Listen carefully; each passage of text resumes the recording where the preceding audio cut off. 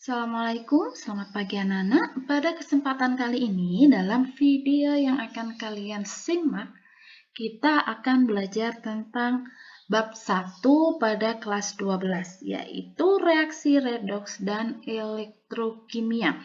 Mungkin kalian sudah tidak asing dengan materi reaksi redoks, karena reaksi redoks ini telah kita pelajari pada kelas 10.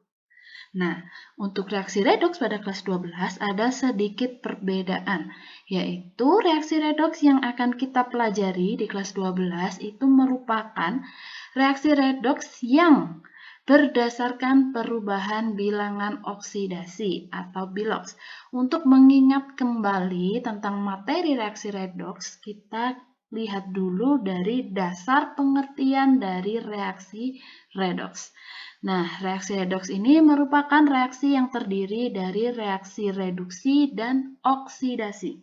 Nah, sekarang apa sih pengertian dari reaksi reduksi dan oksidasi itu sendiri? Nah, berdasarkan pengertian dari bilangan oksidasi atau biloks, reaksi reduksi ini merupakan reaksi yang mengalami penurunan bilangan oksidasi. Jadi, reduksi adalah di mana suatu reaksi yang mengalami penurunan bilangan oksidasi. Kemudian untuk reaksi oksidasi sendiri merupakan reaksi yang mengalami kenaikan bilangan oksidasi. Nah, sekarang kita belajar dulu tentang bilangan oksidasi supaya kita tahu nanti mana yang mengalami penurunan dan mana yang mengalami kenaikan. Oke, kita lanjut ke slide berikutnya. Oke, anak-anak, selanjutnya kita masuk ke pengertian bilangan oksidasi. Nah, di sini bilangan oksidasi ini didefinisikan sebagai jumlah muatan negatif dan positif dalam atom yang secara tidak langsung menandakan jumlah elektron yang telah diterima atau diserahkan dalam suatu reaksi kimia. Nah, untuk menentukan bilangan oksidasi suatu unsur dalam senyawa, itu ada beberapa langkah-langkahnya atau aturannya yang kita kenal dengan nama aturan bilangan oksidasi. Aturan yang pertama, unsur bebas memiliki bilangan oksidasi sama dengan 0. Contoh dari unsur bebas adalah H2, N2O2, Fe, atau unsur bebas yang lainnya. Unsur yang sendirian, tidak ada temannya. Misal hidrogen itu sendiri, nitrogen sendiri, oksigen sendiri, Fe sendiri. Itu bilangan oksidasinya sama dengan 0. Selanjutnya, fluorin. Kita kenal fluorin merupakan unsur yang paling elektronegatif. Dalam senyawanya memiliki bilangan oksidasi sama dengan -1. Kemudian kita punya logam golongan 1A yang terdiri dari litium, natrium, kalium, rubidium, cesium, dan francium. Dalam senyawanya, ingat dalam senyawanya memiliki bilangan oksidasi +1. Lalu yang nomor 4, logam golongan 2A yang terdiri dari berilium, magnesium, kalsium, strontium, barium, dan radium. Dalam senyawanya memiliki bilangan oksidasi sama dengan +2. Lalu ada hidrogen. Dalam senyawanya memiliki bilangan oksidasi sama dengan +1. Yang keenam, oksigen. Dalam senyawanya memiliki bilangan oksidasi -2. Sedangkan ion tunggal memiliki bilangan oksidasi sesuai dengan jumlah muatannya. Dan 8, senyawa memiliki bilangan oksidasi total sama dengan 0. Dan yang ke-9, ion poliatomik memiliki bilangan oksidasi total sama dengan muatannya. Jadi yang namanya ion pasti punya muatan. Misal ada SO42-, maka bilangan oksidasi totalnya sama dengan muatannya. Nanti saya akan beri contoh satu persatu. Nah, untuk urutannya yang pertama kalian tentukan dulu unsur bebasnya siapa. Kalau ada unsur bebas, itu bilangan oksidasinya sama dengan 0. Setelah tidak ada unsur bebas atau unsur bebasnya sudah ditentukan bilangan oksidasinya, baru kita menentukan oksidasi jika ada fluorin di sana. Kalau ada fluorin berarti bilangan oksidasinya sama dengan -1. Kemudian setelah fluorin, kalau sudah fluorin ada ataupun tidak ada, kita tentukan ke golongan 1A. Golongan 1A bilangan oksidasinya +1. Setelah golongan 1A itu ada golongan 2A. Golongan 2A bilangan oksidasinya +2. Kemudian ada hidrogen. Hidrogen bilangan oksidasinya +1. Dan yang terakhir ada oksigen, di mana oksigen bilangan oksidasinya adalah -2. Supaya lebih memahami, saya akan berikan contohnya masing-masing tiap aturan bilangan oksidasi. Perhatikan baik-baik. Nana, perhatikan baik-baik contoh untuk menentukan bilangan oksidasi. Yang pertama, untuk unsur bebas memiliki bilangan oksidasi sama dengan 0. Contoh unsur bebas itu adalah H2N2O2 atau Fe. Misal nih, saya punya reaksi seperti ini. Ada N2 ditambah dengan H2 menghasilkan 2NH3. Nah, di sini ada dua unsur bebas, yaitu N2 dan H2. Unsur bebas itu maksudnya sendiri, dia tidak berikatan dengan unsur lain. Ini adalah unsur bebas. Sedangkan kalau NH3, di sini N berikatan dengan hidrogen. Ini kita sebut dengan senyawa. Nah, kalau ini nanti kita jadikan contoh untuk yang lainnya. Sekarang kita fokus ke unsur bebas memiliki bilangan oksidasi sama dengan 0. Di sini terdapat unsur bebas N2 dan H2, maka bilangan oksidasi N2 itu adalah 0. Dan hidrogen pada H2 juga 0. Inilah yang dimaksud dengan unsur bebas memiliki bilangan oksidasi sama dengan 0. Aturan bilangan oksidasi yang kedua yaitu fluorin merupakan unsur paling elektronegatif dalam senyawa. Ini memiliki bilangan oksidasi -1. Sekarang contoh dari senyawa fluorin. Senyawa fluorin misalnya adalah F5. Di sini fluorinnya ini F ini berada atau bersenyawa dengan P. Maka F dalam PF5 memiliki bilangan oksidasi -1 sesuai dengan aturan yang nomor 2. Karena dia -1 dan pada PF5 terdapat 5F, maka ini nanti bilangan oksidasinya dikali 5. Jadi kita dapatkan bilangan oksidasi total F itu adalah -5. Dari sini kita dapat menentukan bilangan oksidasi dari P, di mana unsur bebas serta total bilox dalam senyawa itu sama dengan 0. Jadi nanti bilox P ditambah bilox F itu sama dengan 0. Maka bilox P ditambah dengan -5, karena F-nya ada 5, itu sama dengan 0. Maka bilox P itu sama dengan +5. Ini untuk menentukan. Maka setelah kalian mendapatkan suatu senyawa, lalu kalian disuruh untuk diperintahkan menentukan bilangan oksidasinya. Yang pertama, tentukan dulu ada unsur bebas atau tidak. Kemudian ada fluorin atau tidak. Setelah unsur bebas, kemudian lihat fluorinnya. Kalau memang sudah tidak ada unsur bebas, kita lihat ada fluorinnya atau tidak. Kalau ada fluorin, fluorin harus memiliki bilangan oksidasi -1 dalam senyawa. Seperti ini. Oke, kita lanjut ke yang nomor 3.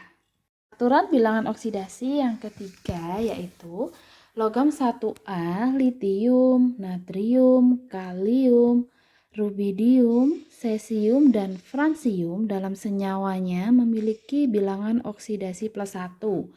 Contohnya,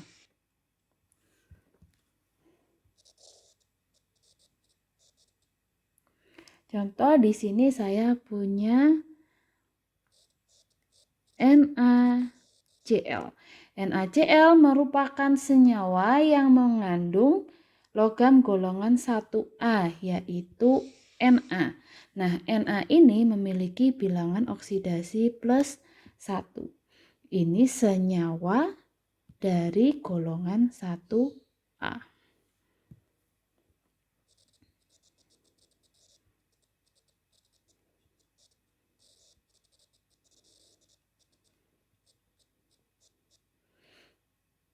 Memiliki bilox sama dengan plus 1.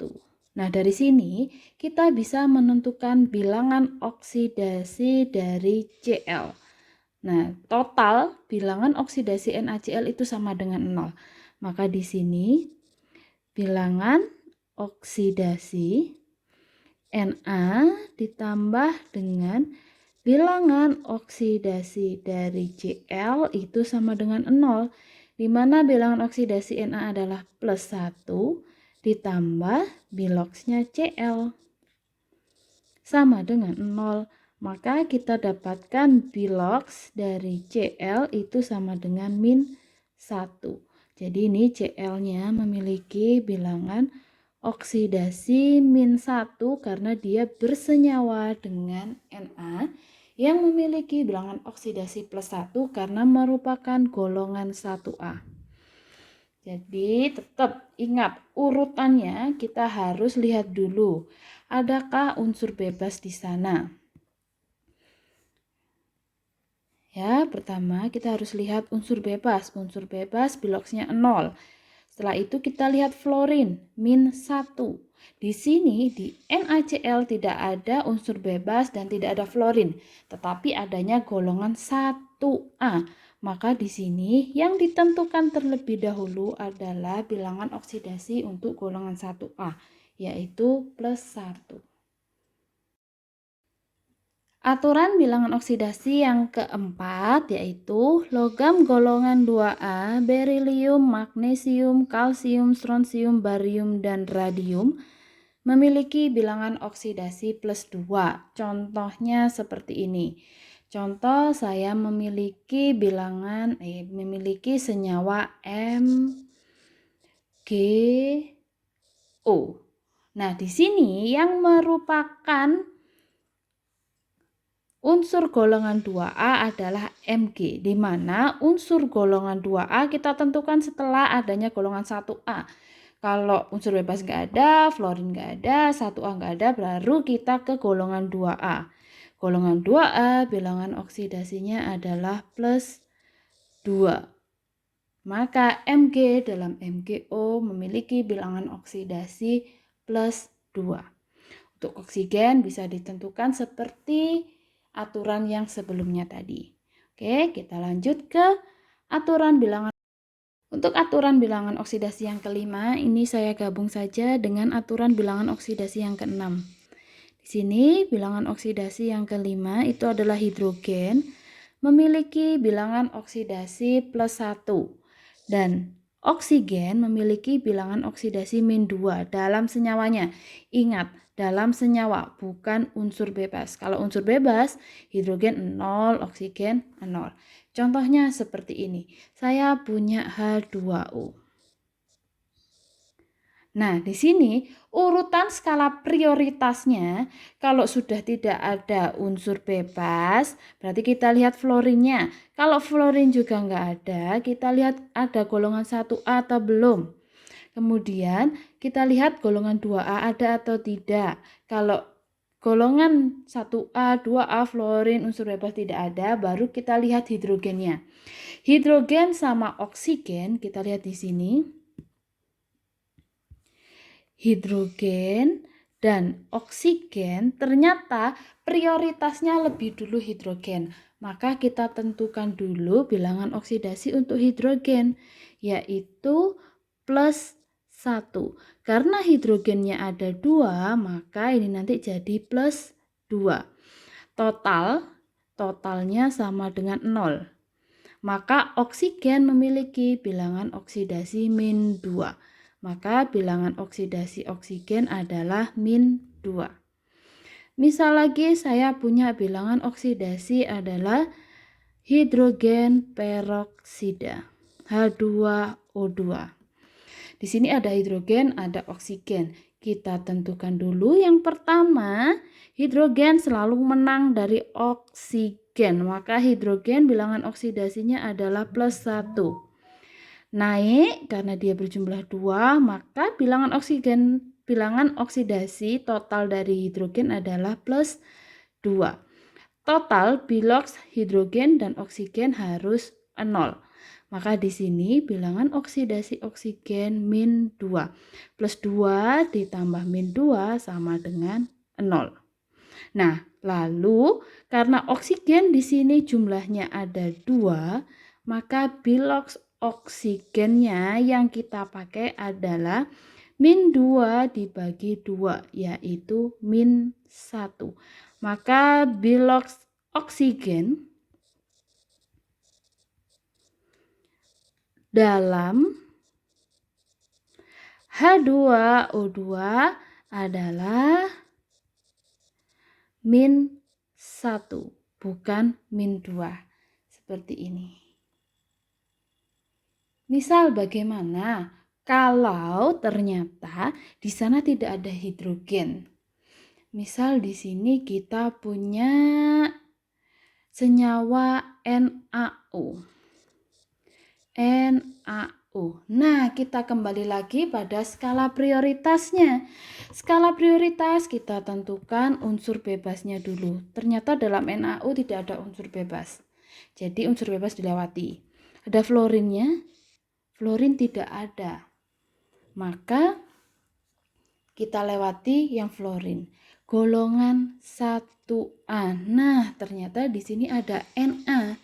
Na merupakan golongan 1A. Maka nanti Na-nya memiliki bilangan oksidasi plus 1. Karena Na-nya cuma 1, nanti biloks Na ditambah dengan biloks O sama dengan 0. Plus 1 ditambah dengan biloks oksigen sama dengan 0. Maka di sini dapat disimpulkan bahwa biloks oksigen sama dengan min 1. Seperti ini. Jadi kalau nggak ada hidrogen, Na-nya dulu. Pokoknya oksigen itu terakhir. Misal contoh lain yang ada oksigennya. Itu kita gunakan contohnya seperti ini. Saya punya senyawa SO2. Nah, di sini ternyata tidak ada unsur bebas. Unsur bebasnya bukan unsur bebas. Fluorin juga tidak ada. Golongan 1A tidak ada. Golongan 2A tidak ada. Hidrogen juga tidak ada. Maka penguasanya di sini adalah oksigen. Maka oksigen ini bilangan oksidasinya min 2. Karena dia ada 2, maka min 2 dikali 2. Jadi sama dengan min 4. Maka nanti biloks S ditambah dengan biloks O sama dengan 0. Maka biloks S ditambah dengan min 4 sama dengan 0. Maka di sini kita tentukan biloks S itu sama dengan plus 4. Disitulah oksigen bisa menang kalau tidak ada unsur bebas, nggak ada fluorin, nggak ada 1A, 2A, ataupun hidrogen. Baru oksigen bisa menang atau menguasai dari bilangan oksidasi. Aturan bilangan oksidasi yang nomor 7 yaitu Ion tunggal memiliki bilangan oksidasi sesuai dengan jumlah muatannya. Contohnya, kita punya ion tunggal Na+. Maka Na+ ini biloxnya sama dengan +1. Misal saya punya Cu2+, maka Cu2+ biloxnya sama dengan +2. Misal lagi saya punya S2-, maka bilox dari S2- itu adalah -2. Misal lagi saya punya N3-, maka bilox dari N itu adalah -3 sesuai dengan muatannya +1, +2, -1, dan -3. Aturan bilangan oksidasi yang ke-8 yaitu senyawa memiliki bilangan oksidasi total itu sama dengan 0. Tadi sudah kita singgung sedikit di aturan ketiga dan keempat, tapi ini akan saya ulang lagi. Untuk senyawa itu memiliki bilangan oksidasi total ya, ingat totalnya itu sama dengan 0. Contoh saya punya senyawa di sini adalah senyawa KMNO4. Di sini terdiri dari unsur K, unsur Mn, dan unsur oksigen. Nah, kita tentukan dulu di sana ada unsur bebas atau tidak. Ternyata dalam KMNO4 tidak terdapat unsur bebas. Kemudian juga tidak terdapat fluorin. Tetapi di sana ada kalium yang merupakan golongan 1A. Nah, di sini golongan 1A memiliki bilangan oksidasi +1, maka K ini adalah +1. Kemudian Mn tidak ada di nomor 1, tidak ada di aturan bilangan oksidasi dari nomor 1 sampai nomor 9. Jadi kita tentukan pada akhir. Lalu di sini yang ada, di sini golongan 2A tidak ada. Kemudian hidrogen juga tidak ada. Tetapi di sana ada oksigen dengan bilangan oksidasi sama dengan -2. Jadi di sini bilangan oksidasi oksigen adalah -2. Ini untuk mempercepat supaya tidak terlalu panjang yang ditulis, tinggal kita naikkan ke atas nih. K jumlahnya 1, jadi di sini tetap +1. Oksigen -2 karena jumlahnya 4. Ini kita kalikan 4, -2 dikali 4 sama dengan -8. Nah, total yang di atas ini, totalnya itu harus sama dengan 0. Nah, di sini kita sudah punya +1.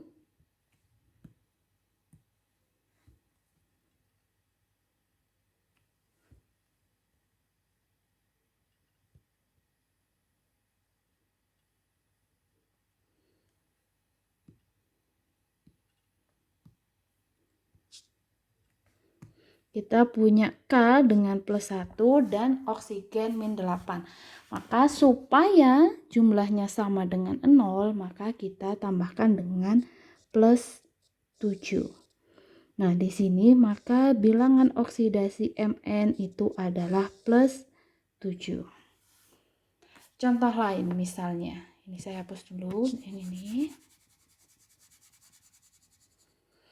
Ini saya punya contoh yaitu K2CrO4. Nah, sama halnya sama dengan contoh nomor 1. Di sana tidak ada unsur bebas, tidak ada fluorin, tetapi terdapat K golongan 1A. Maka K bilangan oksidasinya adalah +1.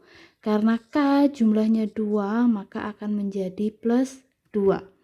Kemudian 2A tidak ada, hidrogen tidak ada, adanya oksigen. Oksigen bilangan oksidasinya adalah -2. Maka di sini -2 karena jumlahnya 4, maka ini akan menjadi -8. Supaya totalnya menjadi 0, maka Cr harus memiliki bilangan oksidasi sama dengan plus 6. Plus 2 tambah plus 6 plus 8. Min 8 sama dengan 0. Maka Cr bilangan oksidasinya adalah plus 6. Contoh lain, misalnya saya punya Na2 S2O3.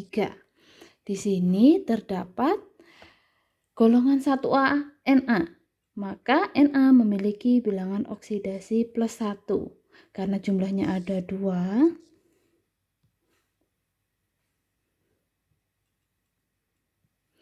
Karena jumlahnya ada 2, kita kalikan 2, maka jadi plus 2. Kemudian oksigen, bilangan oksidasinya tetap min 2. Karena jumlahnya ada 3, kita naikkan ke atas, dikalikan 3 menjadi min 6. Plus 2 ditambah berapa? Hasilnya jadi min 6. Maka dia harus ditambahkan dengan plus 4. Plus 2 ditambah 4 dikurangi 6 sama dengan 0. Maka di sini karena ini 4 ini adalah untuk 2S.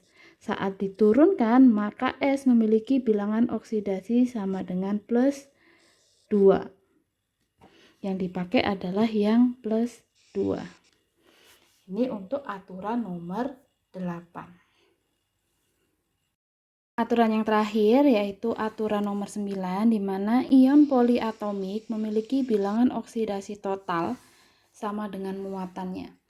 Contoh dari ion poliatomik yaitu SO4 2-. Ini contoh dari ion poliatomik. Karena terdiri dari lebih dari satu unsur, kita sebut dengan ion poliatomik dan memiliki muatan. Nah, untuk menentukan bilangan oksidasinya sama seperti yang tadi. Cuman kalau ini bilangan oksidasinya di sini tidak ada unsur bebas. Kita kesampingkan. Fluorin tidak ada. 1A tidak ada, 2A tidak ada, hidrogen juga tidak ada. Jadi langsung bilangan oksidasi dari oksigen yaitu min 2. Nah, dari sini kita ke ataskan. Jumlah dari oksigen adalah min 8. Nah, di sini bilox dari S ditambah dengan bilox O bukan lagi 0 tetapi min 2 sama dengan muatannya. Bilox S ditambah dengan bilox O yang totalnya min 8 itu sama dengan min 2. Maka di sini bilox S itu sama dengan min 2 ditambah 8 yaitu plus 6. Ini cara untuk menentukan bilangan oksidasi berdasarkan aturan bilangan oksidasi. Nanti untuk lebih memahami, saya minta kalian untuk mengerjakan tugas dari saya. Oke. Untuk pembahasan terakhir dalam pertemuan kita kali ini, ada beberapa istilah dalam reaksi redoks. Yang pertama, reaksi reduksi ini merupakan reaksi penurunan bilangan oksidasi. Kemudian reaksi oksidasi merupakan reaksi yang mengalami kenaikan bilangan oksidasi. Kemudian juga ada istilah reduktor dan oksidator, di mana reduktor ini merupakan zat yang mengalami oksidasi. Jangan kebalik ya. Jadi reduktor itu yang mengalami oksidasi, sedangkan oksidator adalah zat yang mengalami reduksi. Kemudian reaksi redoks itu adalah reaksi yang mengalami reaksi reduksi dan oksidasi secara bersamaan dalam satu reaksi. Lalu reaksi disproporsionasi atau reaksi autoredoks itu adalah reaksi di mana oksidator dan reduktornya adalah zat yang sama. Kemudian reaksi konsproporsionasi adalah reaksi di mana Hasil reduksi dan hasil oksidasi adalah zat yang sama. Jadi kalau autoredoks itu oksidator dan reduktornya yang sama, sedangkan konsproporsionasi adalah hasil reduksi dan hasil oksidasinya adalah zat yang sama. Untuk mengerjakan tugas yang saya berikan secara berkelompok, perhatikan contoh berikut ini. Pertama, kita punya reaksi redoks Cl2 ditambah SO2 ditambah dengan H2O menghasilkan 2HCl plus H2SO4. Pertama, untuk menentukan reduksi oksidasi reduktor oksidatornya, kita harus menentukan bilangan oksidasi masing-masing zat terlebih dahulu. Pertama, di sini Cl2. Cl2 ini merupakan unsur bebas karena dia tidak berikatan dengan unsur lain. Maka Cl2 memiliki bilangan oksidasi sama dengan 0. Kemudian SO2. Dalam SO2 tidak ada unsur bebas, tidak ada fluorin, tidak ada golongan 1A, golongan 2A juga tidak ada, hidrogen juga tidak ada. Maka kita menentukan bilangan oksidasinya berdasarkan oksigen, yaitu min 2.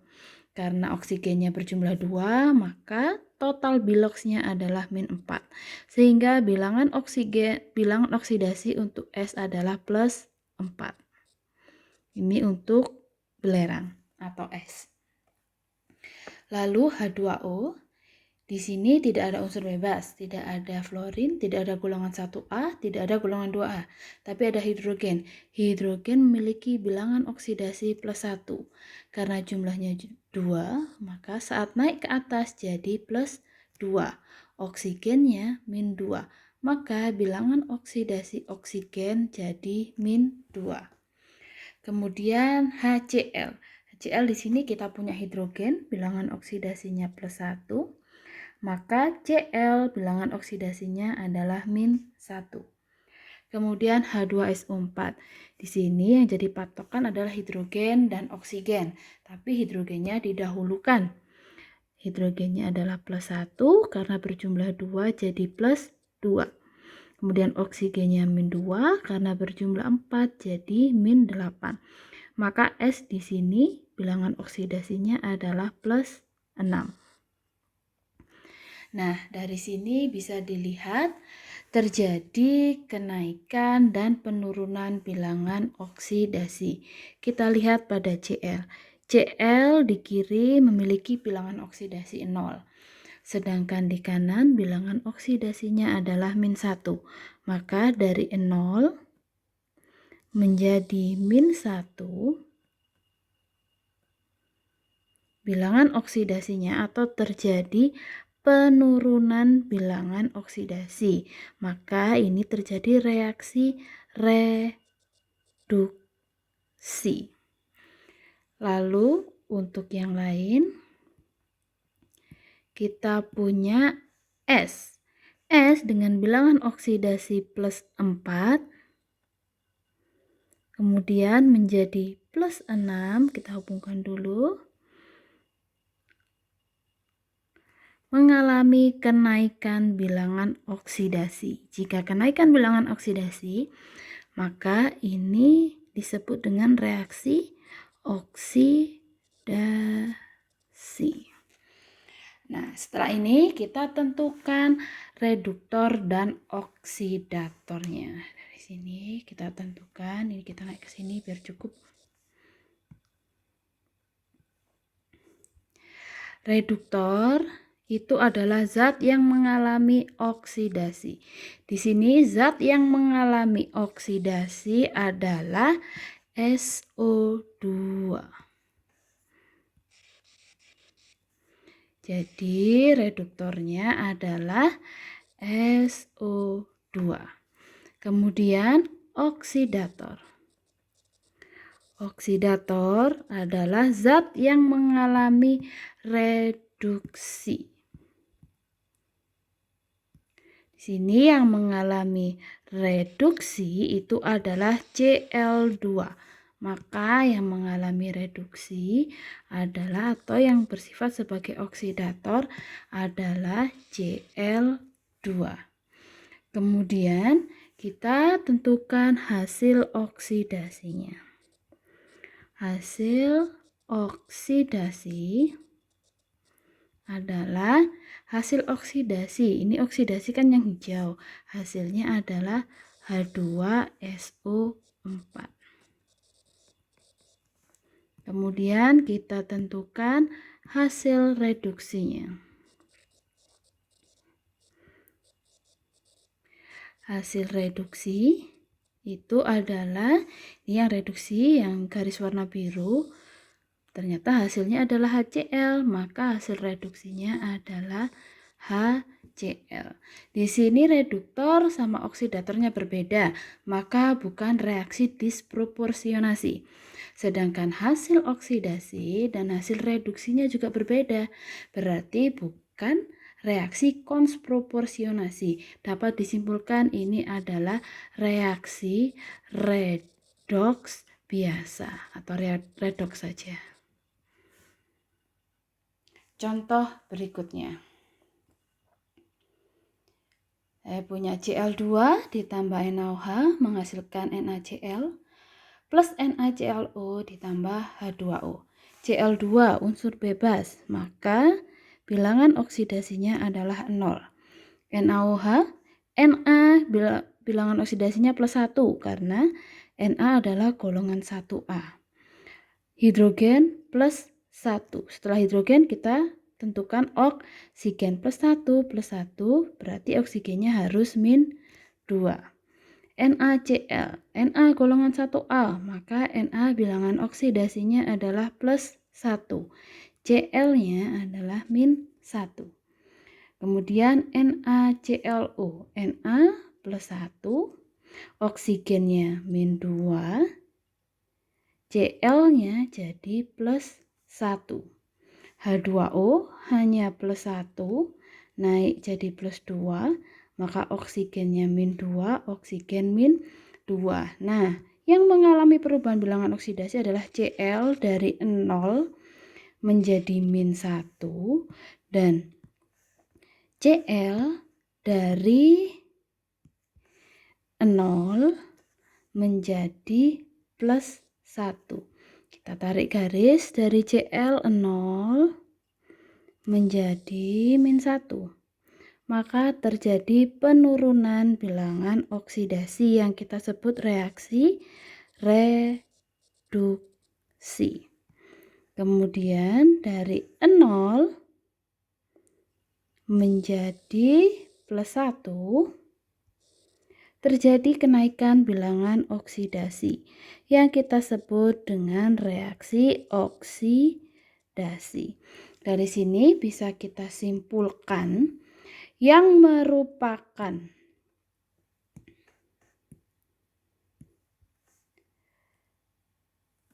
reduktor atau yang mengalami oksidasi adalah Cl2. Maka Cl2 bersifat sebagai reduktor. Cl2. Kemudian Cl2 juga mengalami oksidasi. Dia mengalami oksidasi namanya reduktor. Cl2 juga mengalami reduksi yang disebut dengan oksidator.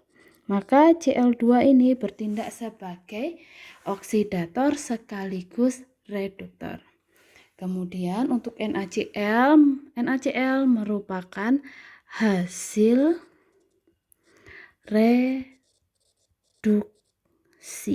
Sedangkan NaClO merupakan hasil oksidasi. Nah, karena Cl2 bertindak sebagai oksidator dan reduktor, maka reaksi ini kita sebut dengan reaksi disproporsionasi, yaitu oksidator dan reduktor adalah zat yang sama.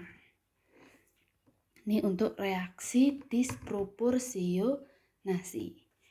Yang selanjutnya atau yang terakhir, contoh terakhir. Saya punya H2S ditambah SO2 menghasilkan 3S plus 2H2O.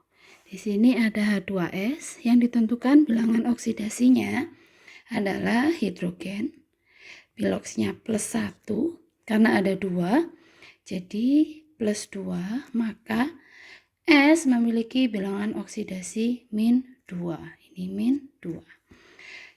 Dalam SO2, oksigen yang jadi patokan min 2 dikalikan 2 jadi min 4, maka S punya bilangan oksidasi plus 4. Ini plus 4. S dalam produk itu sendirian. Sendirian berarti dia adalah unsur bebas. Unsur bebas. Maka bilangan oksidasinya adalah 0. Untuk H2O hanya pasti plus 1. Naik jadi plus 2, oksigennya min 2. Min 2. Nah, di sini yang terjadi perubahan bilangan oksidasi antara lain S dari min 2 menjadi 0. Maka dia mengalami kenaikan bilangan oksidasi atau yang kita sebut dengan reaksi oksidasi. Sedangkan S dari plus 4 menjadi 0, ini juga mengalami perubahan, tapi dari plus 4 menjadi 0 dia mengalami penurunan. Maka ini disebut dengan reaksi reduksi. Nah, dari sini karena yang mengalami oksidasi adalah H2S, maka H2S bersifat sebagai reduktor. Sedangkan SO2 bersifat sebagai oksidator. Dan S itu merupakan hasil oksidasi. S juga merupakan hasil dari reduksi. Maka karena yang menjadi hasil oksidasi dan reduksi adalah zat yang sama, maka reaksi yang terakhir sebagai contoh ini merupakan reaksi konsproporsionasi. Nah, sampai di sini penjelasan saya. Semoga penjelasan saya kali ini bermanfaat, dapat dipahami dengan baik, dan jangan lupa tugas yang saya berikan kerjakan dengan sungguh-sungguh supaya kalian dapat mendapatkan ilmu yang bermanfaat. Terima kasih, selamat pagi, salam sehat selalu.